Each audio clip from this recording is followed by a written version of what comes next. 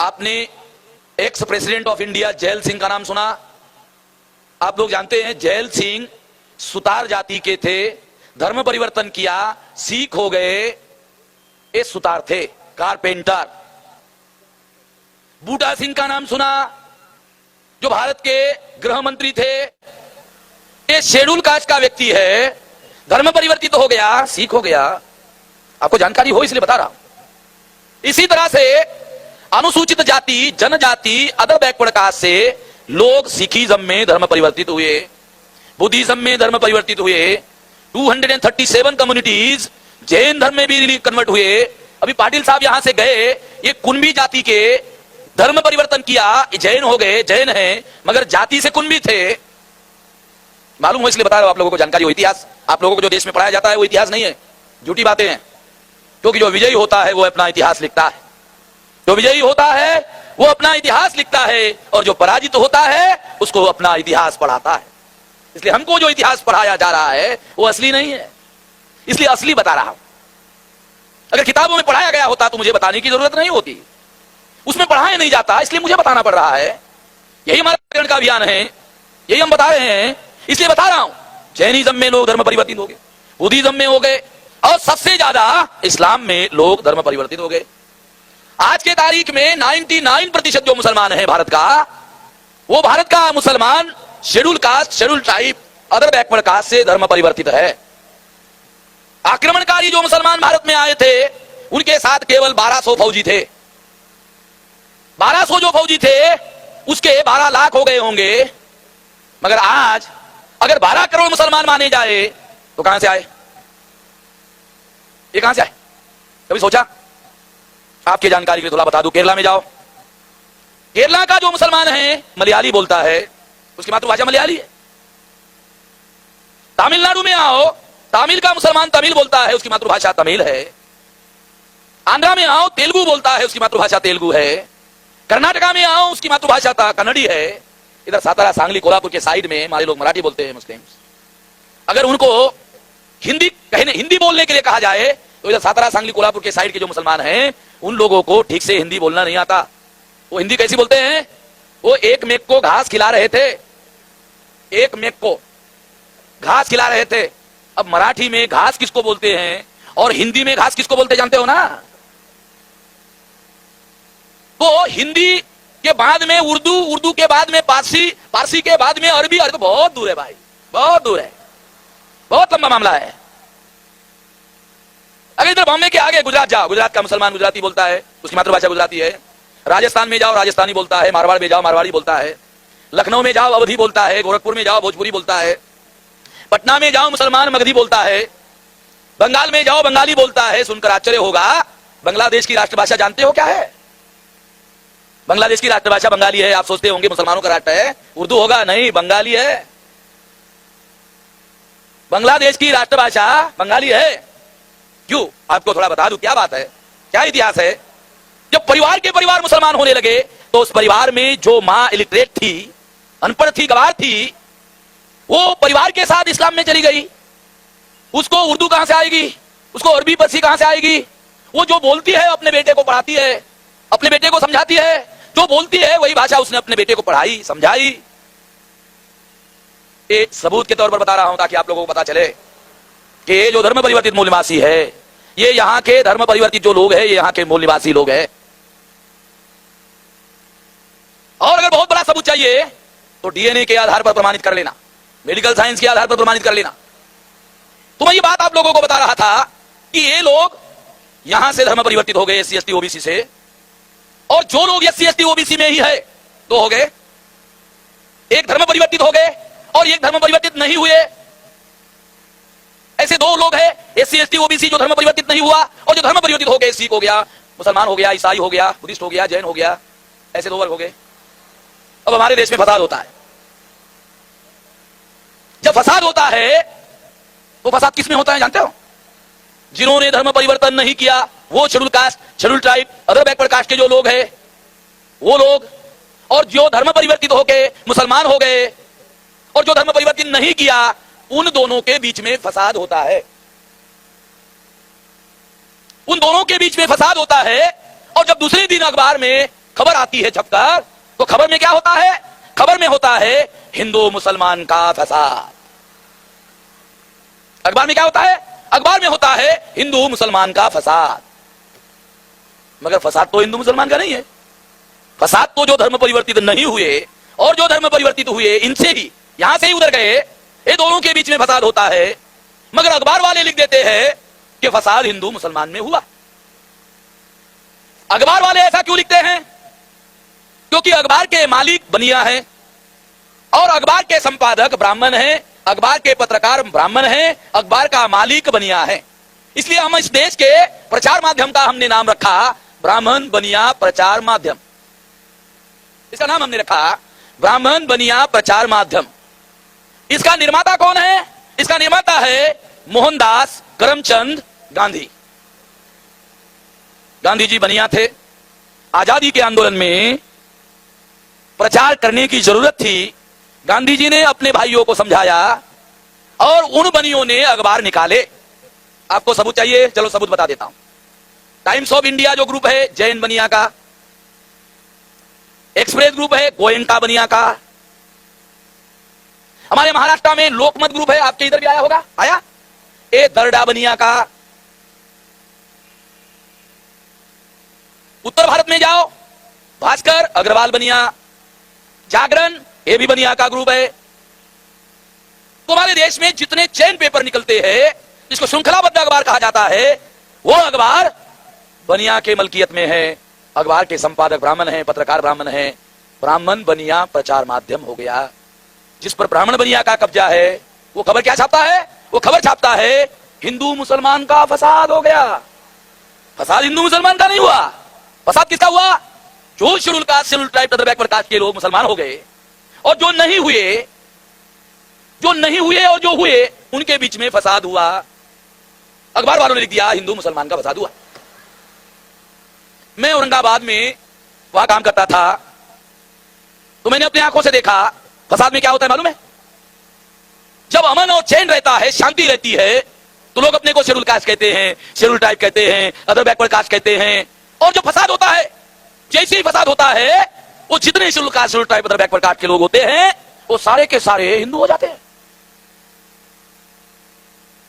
जब फसाद होता है तब हिंदू होते हैं। क्यों हिंदू होते हैं जानते हो? क्योंकि फसाद में मारकाट शुरू होती है और मारकाट में मारने वाला आदमी देखता है कौन है, तो बोलता है हिंदू, हाँ जा जा जा जा। यानी बचने के लिए अगर वो अपने को हिंदू नहीं कहता है तो सारे को मार देते। क्या कहता है? हिंदू। सही बोल रहा है? देख, नहीं तो छानबीन करेंगे तेरी, कपड़े उतार कर। यानी वो भी चलता है। तो फसाद में ये लोग अनुसूचित जाति जनजाति बैकवर्ड क्लासेस के लोग हिंदू बन जाते हैं। जब तक फसाद का प्रभाव रहता है लोग हिंदू बने रहते हैं, और जैसे ही अमन शांति आ जाती है लोग अपने को schedule caste, schedule tribe, other backward caste कहना शुरू कर देते हैं। इससे क्या प्रमाणित होता है? इससे प्रमाणित होता है कि अगर इस देश में अनुसूचित जाति जनजाति अदर बैकवर्ड क्लासेस के लोगों को हिंदू बनाना है तो हिंदू बनाने के लिए फसाद करवाना जरूरी है। ध्यान रखना, काल्पनिक बातें नहीं कह रहा हूं। अगर इस देश में हिंदू बनाना है किसी को, तो हिंदू बनाने का एक तरीका है। फसाद में अगर लोग हिंदू होते हैं, शिवसेना का पूना में अधिवेशन हुआ था पहला, तो उस अधिवेशन में प्रोफेसर देशपांडे नाम के एक ब्राह्मण प्रोफेसर वहां एक्सपर्ट के तौर पर बोलने के लिए उन्होंने बुलाया। तो उन्होंने अपने भाषण में एक सिद्धांत बताया। क्या सिद्धांत बताया? कि हिंदुओं की जागृति प्रतिक्रिया से होती है। हिंदुओं की जागृति प्रतिक्रिया से होती है। मगर उसने सिद्धांत आधा बताया, पूरा नहीं बताया। मैं बता देता हूं पूरा, क्योंकि आधा खतरनाक होता है, इसलिए पूरा बताना जरूरी है। हिंदुओं की जागृति प्रतिक्रिया से होती है और प्रतिक्रिया फसाद से होती है। अब हो गया पूरा। हिंदुओं की जागृति प्रतिक्रिया से होती है। अगर हिंदुओं में हिंदू की जागृति निर्माण करनी है तो देशपांडे का कहना है प्रतिक्रिया निर्माण करनी होगी। मगर उसके सामने समस्या थी, अगर बताऊंगा कि प्रतिक्रिया कैसे निर्माण करना होगा तो उसको बताना पड़ता कि इसके लिए फसाद करना पड़ेगा। अगर वो ये बताता कि फसाद करना पड़ेगा तो ये अपराध संहिता में अपराध माना जाएगा। इसलिए उसने आधा बताया और जो आधा रह गया था वो प्राइवेट में बताया होगा। क्योंकि प्राइवेट में बताने से काम तो हो जाता है मगर कानून से बचाव भी हो जाता है। मैं तो बदमाश लोगों की बदमाशी का विश्लेषण कर रहा हूं, मैं अपने से कुछ नहीं कह रहा हूं, न कर रहा हूं। मैं तो भारत को महान बनाने का जो अभियान चल रहा है, अगर फसाद खत्म कर लो तो अमन आएगा, शांति आएगी, शांति आएगी तो तरक्की होगी, तरक्की होगी तो देश का विकास होगा, विकास होगा तो देश महान होगा, महान होगा तो महाशक्ति होगा, महाशक्ति होगा तो दुनिया में भारत का मान सम्मान होगा। इसलिए मैं फसाद की जड़ को खत्म करना चाहता हूं, इसलिए ये कह रहा हूं। जो काम पुलिस को करना चाहिए वो काम मैं कर रहा हूं। ये काम पुलिस को करना चाहिए। लॉ एंड ऑर्डर पुलिस का सब्जेक्ट है, मेरा नहीं है। कानूनन संविधान सम्मत पुलिस का एक ही काम है, दो नहीं। क्या काम है? लॉ एंड ऑर्डर मेंटेन करना। लॉ एंड ऑर्डर का मतलब है कानून और व्यवस्था का निर्माण करना। जब व्यवस्था होती है तो तरक्की होती है। फसाद में कानून और व्यवस्था खत्म हो जाती है और इस वजह से समस्याएं बहुत ज्यादा गहरी होती है। इसलिए मैं ये बता रहा हूं, आप लोगों को जानकारी बता रहा हूं। क्या जानकारी बता रहा हूं? कि जिन लोगों के बीच में फसाद होता है वो लोग जो है लिख देते हैं हिंदू मुसलमान का फसाद है। फसाद हिंदू मुसलमान का नहीं होता है। जो धर्म परिवर्तित मूल निवासी है वो और जिन्होंने धर्म परिवर्तन नहीं किया, दो मूल निवासियों में फसाद होता है। एक मूल निवासी दूसरे मूल निवासियों को मारता है, जलाता है, काटता है, खत्म कर देता है। एक मूल निवासी उसको मारता है, दूसरा मूल निवासी उसको मारता है, एक उसको मारता है, वो उसको मारता है, दोनों को मारते हैं, दोनों को मारकर मरते हैं, खपते हैं, खत्म होते हैं। जो बच जाते हैं वो कोर्ट के चक्कर में खत्म हो जाते हैं।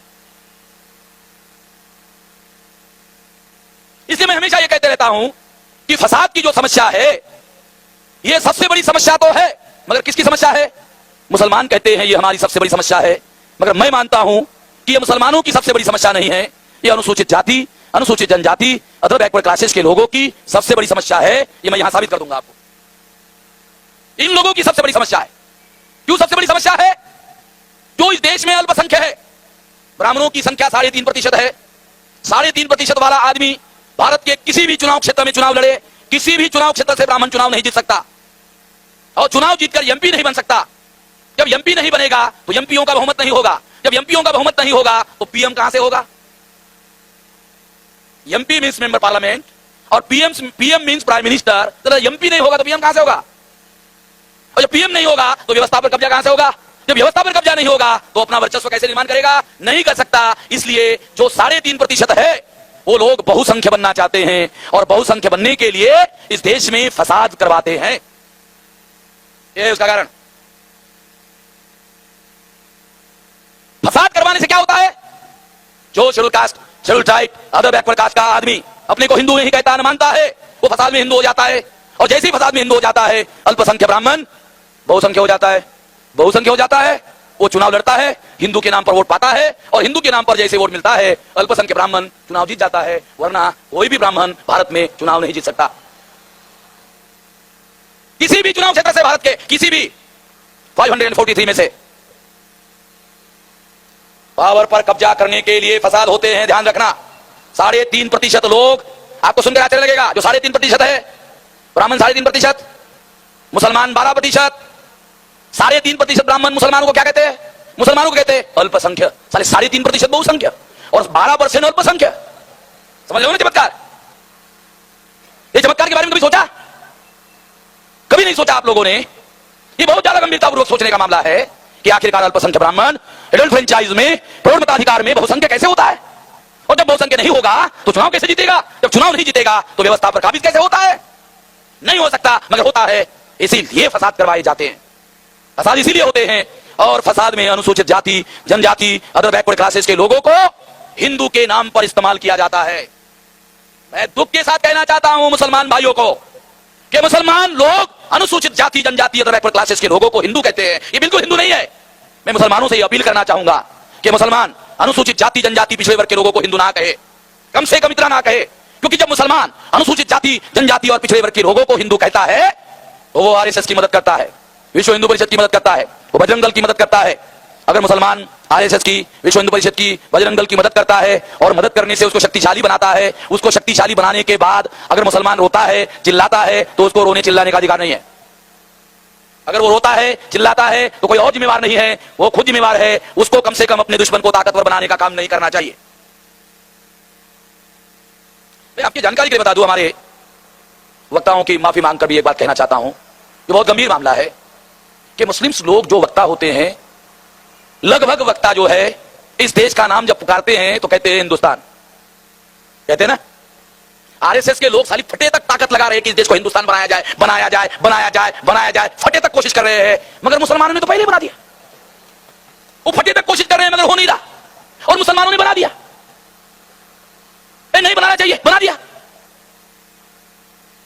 बाबा साहब अम्बेडकर ने जब संविधान लिखने के लिए लिया, आप संविधान पढ़ लेना, संविधान की पहली लाइन, दूसरी तीसरी नहीं, पहली लाइन जब बाबा साहब अम्बेडकर ने लिखी, पहली क्या लिखा?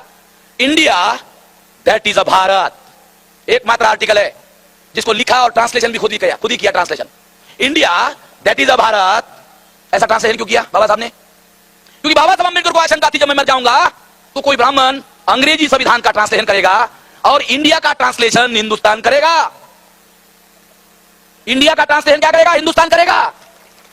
तो बाबा साहब अम्बेडकर ने सोचा कि इंडिया का ट्रांसलेशन हिंदुस्तान नहीं होना चाहिए, इसके पहले उन्होंने ट्रांसलेशन कर दिया India that is a Bharat, ताकि किसी को ट्रांसलेशन करने का मौका ही ना मिले। रिफ्लेक्शन ऑफ माइंड है बाबा साहब अम्बेडकर का, कि बाबा साहब अम्बेडकर भारत को हिंदुस्तान न कहते थे न मानते थे। अगर भारत का संविधान हिंदुस्तान नहीं मानता तो मुसलमान भारत को हिंदुस्तान क्यों कहता है? और ऐसा कह के वो आरएसएस का, बीजेपी का, बजरंग दल का, विश्व हिंदू परिषद का अगर वो मदद करता है और मदद करके उसको मजबूत बनाता है और मजबूत बनाकर ताकतवर बनाता है, अगर वो दुश्मन ताकतवर बन जाता है, ताकतवर बनने के बाद अगर वो मुसलमानों की पिटाई करता है तो पिटाई करने के बाद मुसलमानों को रोना नहीं चाहिए, चिल्लाना नहीं चाहिए। अगर रोना नहीं है, चिल्लाना नहीं है तो अपने दुश्मनों को ताकतवर बनाने का काम नहीं करना चाहिए। अगर आप अपने दुश्मनों को ताकतवर नहीं बनाते हो तो फिर आप लोगों को इसके विरोध में आवाज उठाने की, जद्दोजहद करने की अधिकार है, माना जा सकता है। साथियों, मैं आप लोगों को यह उदाहरण इसलिए बता रहा हूं, ये उदाहरण है। ऐसी बहुत सी बातें हैं जो हम तकरीर में बोलते रहते हैं और बोलने से ही हमारे दुश्मनों का बहुत सारा हमारे द्वारा मदद होती रहती है। कम से कम अगर हम दुश्मन को कमजोर नहीं बना सकते तो कम से कम दुश्मन को ताकतवर नहीं बनाना चाहिए। अगर दुश्मन को हम लोग कमजोर नहीं कर सकते तो कम से कम उसको ताकतवर नहीं बनाना चाहिए। कम से कम इतना तो हम कर सकते हैं, ये हमको करना चाहिए। तो साथियों, मैं ये बता रहा था कि इस देश में फसाद करने के लिए अनुसूचित जाति, जनजाति और बैकवर्ड क्लासेस के लोगों को कैसे तैयार किया जाता है फसाद करने के लिए? उनको कहा जाता है मुसलमान विदेशी है। आपको जानकारी होनी चाहिए, आपको प्रतिवाद करना है। आपको प्रतिवाद करने के लिए आपके पास इंफॉर्मेशन चाहिए। वो कहते हैं उनके बीच में जाकर क्या कहते हैं? मुसलमान विदेशी है। और मुसलमान क्या कहते हैं? इसका क्या जवाब देते हैं? मुसलमान जवाब देते हैं बाबर हमारा पुरखा है, अकबर हमारा पुरखा है, औरंगजेब हमारा पुरखा है। देखो जवाब क्या देते हैं। वो कहते हैं मुसलमान विदेशी है और मुसलमान कहता है बाबर हमारा पुरखा है, अकबर हमारा पुरखा है, हुमायूं हमारा पुरखा है। जो विदेशी आक्रमणकारी है उसको मुसलमान कहता हमारा पुरखा है। जब मुसलमान कहेगा वो हमारा पुरखा है तो आरएसएस कहता है मुसलमान विदेशी है। तो क्या मुसलमान साबित नहीं करता कि मुसलमान विदेशी है? क्या मुसलमानों को यह साबित करना चाहिए कि मुसलमान विदेशी है? अरे कम से कम अपना बचाव तो करना चाहिए भाई, कम से कम अपना डिफेंस तो करना चाहिए। इससे संकट तो निर्माण होता है, ये संकट तो निर्माण नहीं होने देना चाहिए अपने सामने। वो कहते हैं विदेशी है। मैं लोगों को बताता हूं सारे देश भर में कि 99% मुसलमान धर्म परिवर्तित मुसलमान है। और धर्म परिवर्तन क्यों किया इन लोगों ने? धर्म परिवर्तन, ये धर्म परिवर्तन किया, ये सही किया, गलत बिल्कुल नहीं किया। ये धर्म परिवर्तन का आंदोलन, ये हमारे लोगों के मान, सम्मान, स्वाभिमान का आंदोलन है। क्यों है? क्योंकि उन्होंने अपने धर्म के नाम पर हमारे लोगों को दबाने की कोशिश की, उनको नीच बनाने की कोशिश की, उनको अछूत बनाने की कोशिश की, उनको जाति के आधार पर तोड़ने की कोशिश की और उनको दबाकर गुलाम बनाने की कोशिश की। जिन लोगों को गुलाम बनाने की कोशिश की गई उन लोगों ने प्रतिकार करके अगर उनके धर्म को लात मार करके दूसरा धर्म कबूल किया, उनके मान, सम्मान और स्वाभिमान का विद्रोही अभियान